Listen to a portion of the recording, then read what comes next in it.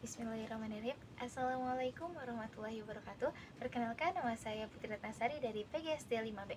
Pada video kali ini, saya akan mengungkapkan pendapat atau argumen saya mengenai pembelajaran dan juga kurikulum yang tepat untuk diajukan atau diajarkan di pendidikan, terutama untuk anak sekolah dasar. Nah, tugas ini diajukan untuk memenuhi pada mata kuliah pembelajaran dan kurikulum di SD yang diampu oleh Bapak Ardi. Zaman yang semakin berkembang membuat perubahan dalam berbagai sektor kehidupan, salah satunya yaitu sektor pendidikan. Pendidikan merupakan salah satu bagian penting yang memiliki peranan penting dalam perkembangan ilmu pengetahuan dan juga teknologi. Dalam dunia pendidikan, terdapat beberapa komponen yang sangat bersinergi untuk mewujudkan tujuan pendidikan itu sendiri. Dari waktu ke waktu, pemerintah terus meningkatkan kualitas pendidikan agar dapat mengikuti perkembangan zaman yang ada. Nah, salah satu hal yang menjadi penyangga dalam sebuah pendidikan yaitu adanya kurikulum. Kurikulum merupakan jantung pendidikan karena baik buruknya hasil pendidikan ditentukan oleh sebuah kurikulum. Masa depan bangsa ditentukan oleh tangan kreatif generasi bangsa Indonesia itu sendiri. Mutu bangsa Indonesia di masa depan tergantung pada pendidikan yang dilakukan saat ini. Nah, oleh sebab itu, kurikulum merupakan salah satu hal yang vital dalam pendidikan, dan sudah seharusnya juga bahwa guru dan juga pengajar harus memahami kurikulum itu sendiri karena tujuan pendidikan terdapat di dalam kurikulum, sehingga proses pembelajaran dapat berjalan dengan lancar, kondusif, dan efisien. Untuk mengetahui seberapa baiknya sebuah pendidikan dalam membuat sebuah sistem nilai, maka secara umum dapat dilihat dari bagaimana cara pemerintah mendesain kurikulum itu sendiri. Kurikulum dapat dikatakan efektif, salah satu cirinya yaitu ketika kurikulum itu sendiri mampu menyiapkan lulusan atau kebutuhan dan juga tuntutan dari masyarakat. Oleh karena itu, pengembangan kurikulum itu sendiri harus berdasarkan dengan tuntutan dan kebutuhan masyarakat. Itu merupakan suatu keharusan yang dilakukan oleh pemerintah dalam mendesain kurikulum itu sendiri. Nah, kurikulum harus menyesuaikan diri dengan perubahan masyarakat, sehingga kurikulum itu dituntut untuk secara dinamis, yaitu menyesuaikan dengan kebutuhan masyarakat dan juga ilmu pengetahuan dan teknologi yang semakin berkembang.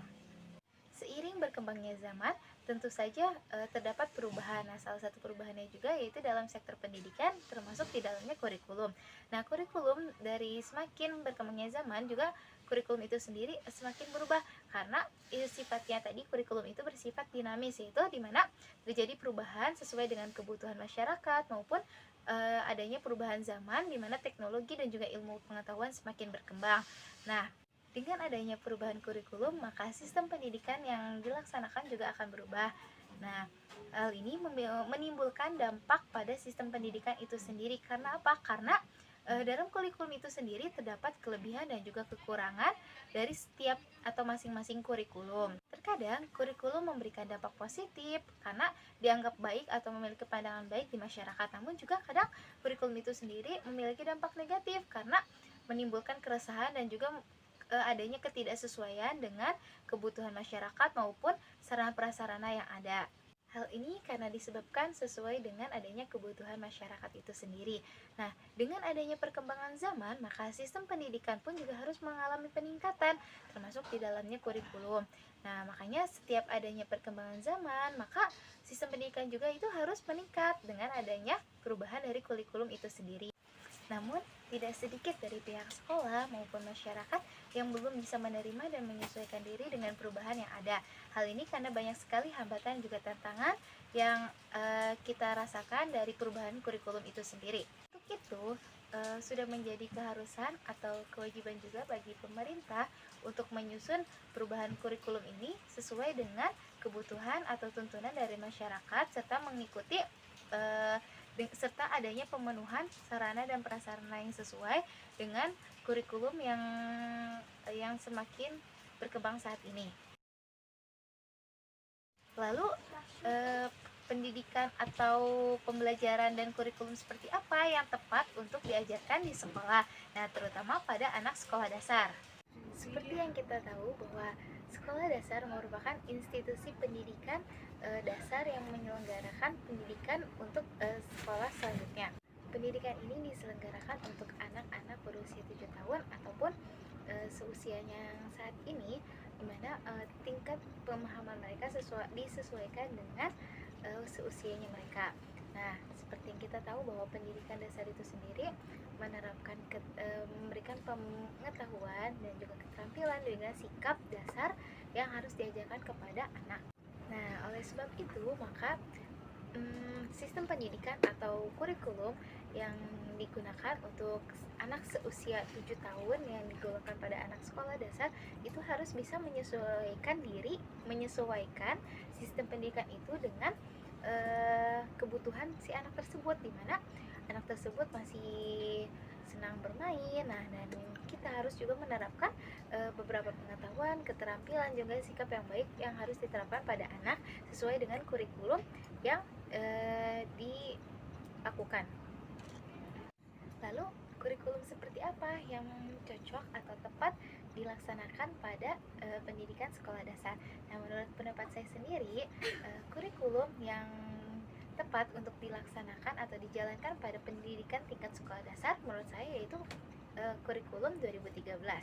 Kurikulum 2013 ini sendiri merupakan pengganti dari kurikulum 2006 atau KTSP. Kurikulum 2013 ini dicetak untuk menghasilkan generasi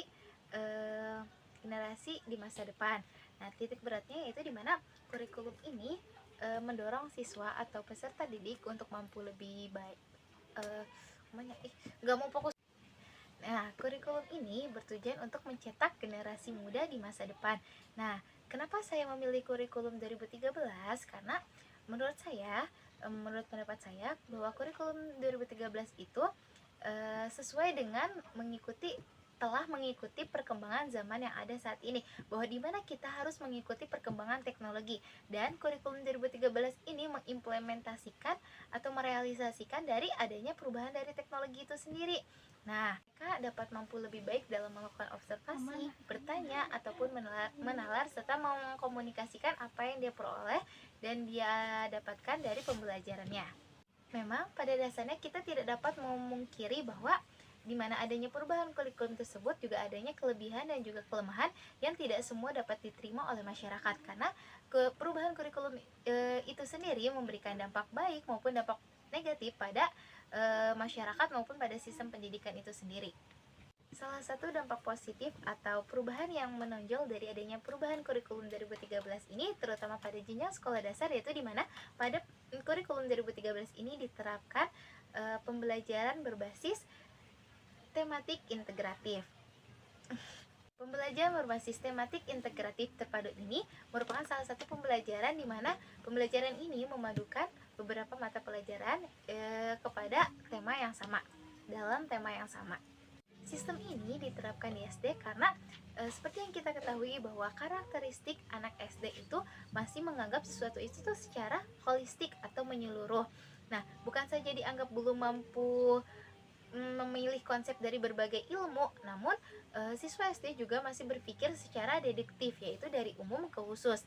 Nah, dan juga siswa SD juga masih mempelajari suatu pembelajaran itu secara abstrak atau nyata. Oleh karena itu, pembelajaran tematik integratif diyakini dapat menjadi pembelajaran yang sesuai dengan karakteristik siswa SD atau karakteristik yang mereka miliki. Nah, melihat beberapa perubahan yang diterapkan pada perubahan kurikulum 2013, menurut saya bahwa kurikulum 2013 itu merupakan kurikulum yang tepat dilaksanakan atau dijalankan oleh sistem pendidikan di Indonesia, terutama pada jenjang sekolah dasar. Nah, meskipun pada dasarnya memang tidak semua kurikulum 2013 itu memberikan dampak positif, di sisi lain ada beberapa dampak-dampak negatif yang ditimbulkan dari adanya kurikulum 2013. Nah, salah satunya di mana tidak semua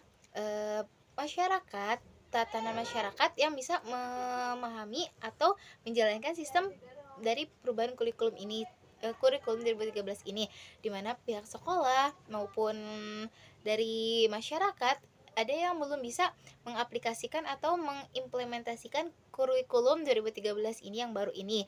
Nah, terus ditambah juga dengan adanya kurang tersedianya atau kurangnya pemerataan pendidikan mengenai sarana dan prasarana pendidikan yang ada. Nah, ketika kita ingin mengembangkan suatu teknologi yang ada yang semakin berkembang saat ini, tentunya proses pendidikan itu sendiri akan meningkat. Nah, namun di sisi lain tidak semua atau adanya tidak pemerataan dari perubahan teknologi itu, di mana masih ada beberapa daerah atau masyarakat yang belum bisa memahami penggunaan dari teknologi tersebut dan belum tersedianya sarana dan prasarana dari teknologi yang ada. Seiring berjalannya waktu, pasti masyarakat pun dapat menerima hal itu, karena tidak mungkin misalnya para pendidik itu tidak bisa memahami atau belum bisa menjalankan suatu kurikulum 2013 ini, namun pasti ada rasa keinginan atau diterapkannya berbagai cara seperti adanya seminar ataupun pelaksanaannya penataan bagi guru-guru, untuk pensosialisasian guru-guru untuk menyesuaikan pembelajaran dengan kurikulum yang ada saat ini. Demikianlah pendapat yang telah saya sampaikan mengenai pembelajaran dan juga kurikulum yang tepat untuk diterapkan di dunia pendidikan, terutama pada jenjang anak sekolah dasar. Pada intinya, menurut saya semua kurikulum itu sama-sama memberikan dampak positif bagi kita semua, terutama dalam dunia pendidikan. Namun, ya memang setiap apapun itu pasti ada kelebihan dan juga kekurangan, namun hal itu tidak perlu kita khawatirkan. Yang penting kita mampu menerima apa yang telah ditetapkan untuk kita dengan sebaik mungkin. Jadi apapun kurikulumnya, yang terpenting adalah kita menjalaninya dengan sebaik mungkin. Sekian yang dapat saya sampaikan. Terima kasih. Wassalamualaikum warahmatullahi wabarakatuh.